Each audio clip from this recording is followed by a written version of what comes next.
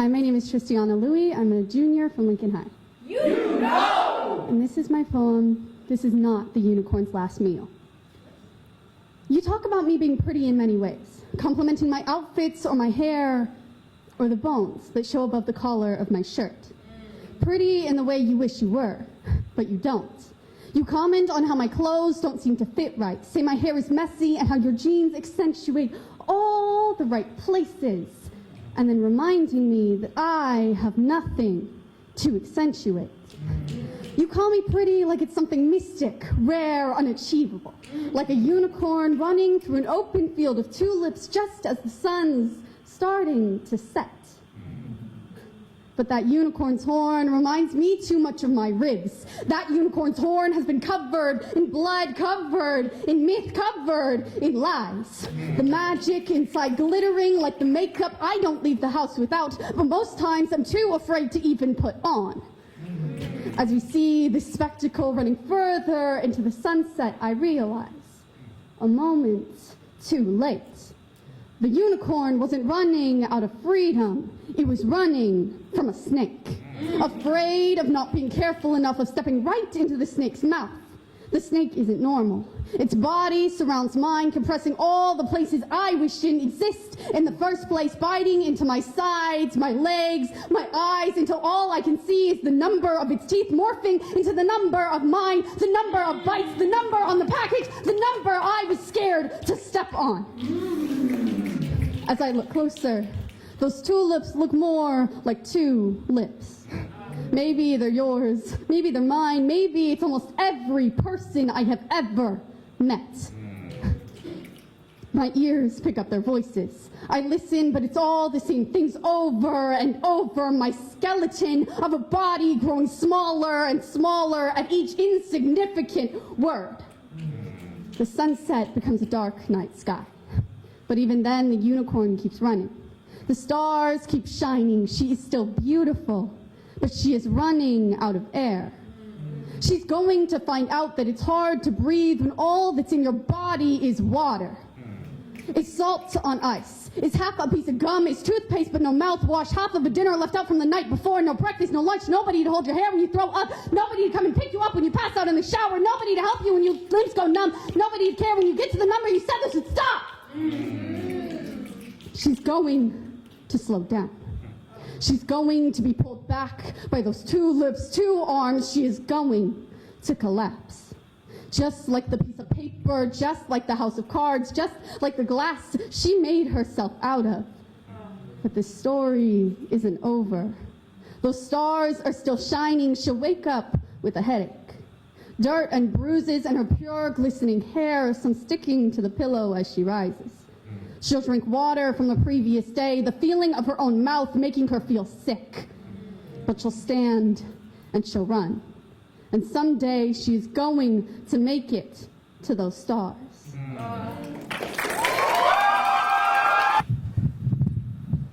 Hi, my name is Ashton. My name is Maggie. My name is Presley, I'm Sky. and we are from Lincoln Arts and Humanities. Impossible! And this is our poem, Female Hysteria.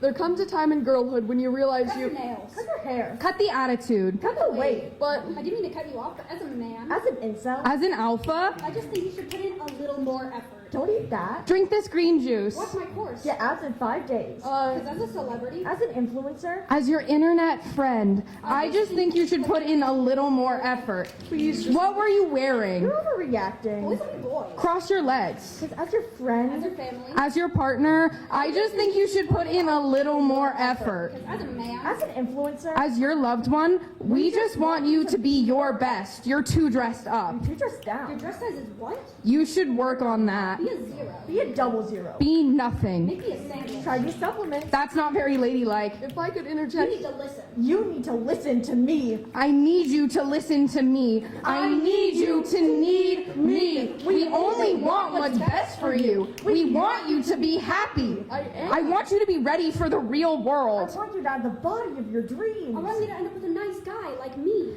I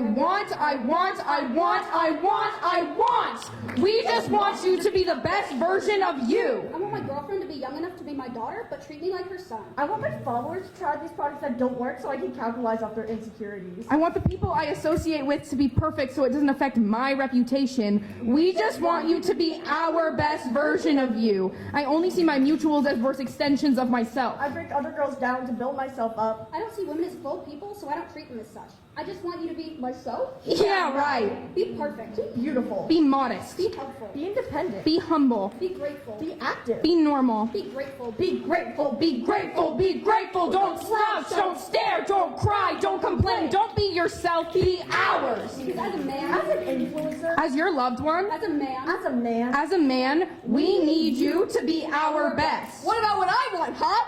I don't need you to tell me about myself. I don't need you to speak for me. I don't need your help. I don't need you.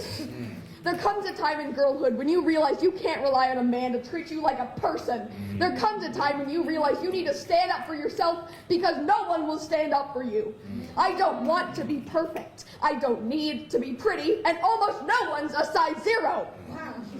I'm not your dog to train, and I won't beg for your attention. I won't sit, and I won't stay silent. OMG, calm down. she's a real treat. Has she gone off the deep I'm end? not a prize to be won, or a fish to be caught, or a puzzle to be solved. Stop being so hysterical. I'm not bossy, or crabby, or crazy, or loud, or annoying, or on my period. Are you a lesbian? Then I can change your mind. And I'm definitely not into you. I can't be another Picasso holding a dish brush, another Einstein distracted by baby formulas. But what about us? But what about me?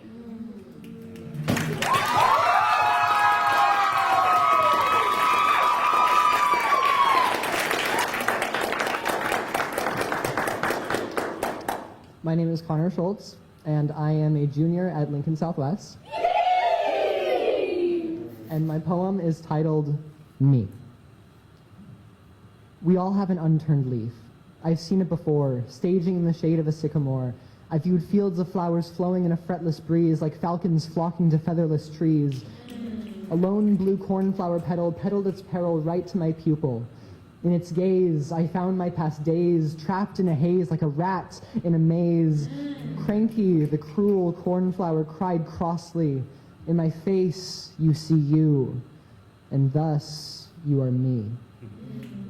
In a rush, my past passed like compactors crushed, showing a persona forced upon me that society touched. I look back at the field, and my gaze finds not one, not three, but a number of cornflowers far past infinity. They called out, addressing me, stagnant and seductive in their unwavering monotony. In my face, you see you, and thus you are me. In a moment of panic, I realize I am exactly who I was made to be, it revealed. A blue flower in a cornflower field, all drank the same rain, the same sun, the same pain, the same fun. This is the truth, unwavering. But wait, a pink glow rang out through the plain. The source, a pink flower, the only one to remain.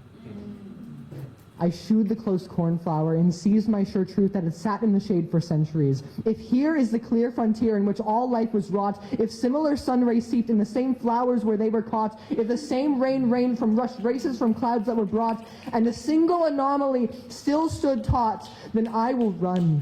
Through fields of feared flowers, through lakes of lurking liars, through deserts of deserted desires, to prove I'm not the template scribed upon by willful wishes of a god who writes to ring the world of wishes we designed, wit and weird, steered to a crime, seeing trailblazers as treason, killing without reason the possibilities we could have planted in this planet's molten crust. Uneven, I am more than the same rain from the sky, and greater than the same pain society applied. I will break from these thorny chains and drink the poison it placed in my veins. I will run until my legs are overrun, and fight until my fight is done. This is my destiny. The pink flower declared defiantly. In my face, you see you, and thus you are me.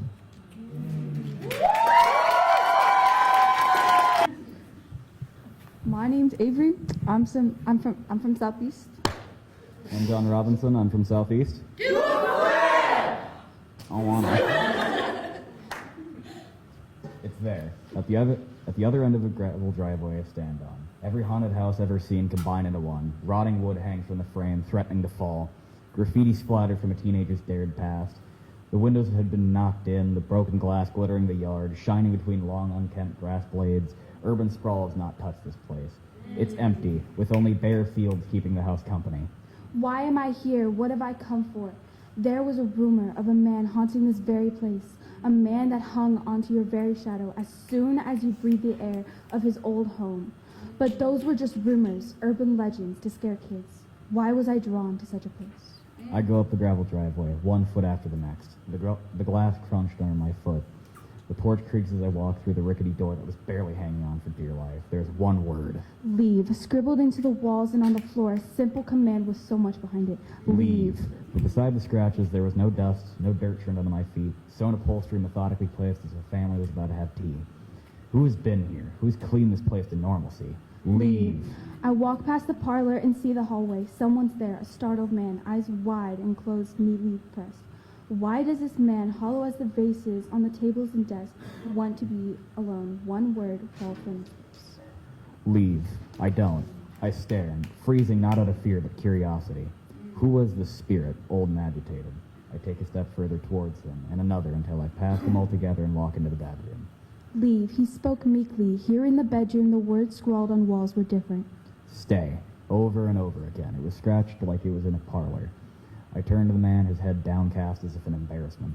He is stuck here in this crumbling house, it falling down around him as he sat here like he did in life. Why was I here? That question kept ringing in my head like an antique dinner bell. I was here because he was. This man who has been here much longer than he needed to be. All alone, still alone, here. One whisper of a word leaves his mouth. Leave. I shake my head no. I shall stay if he will. Leave. Stay. I stay. We leave. This was the last word I said to him, holding my hand out to this forsaken man, and though he did not take it, I could feel his warm embrace presence as we talked. leave the house No longer haunted. Woo!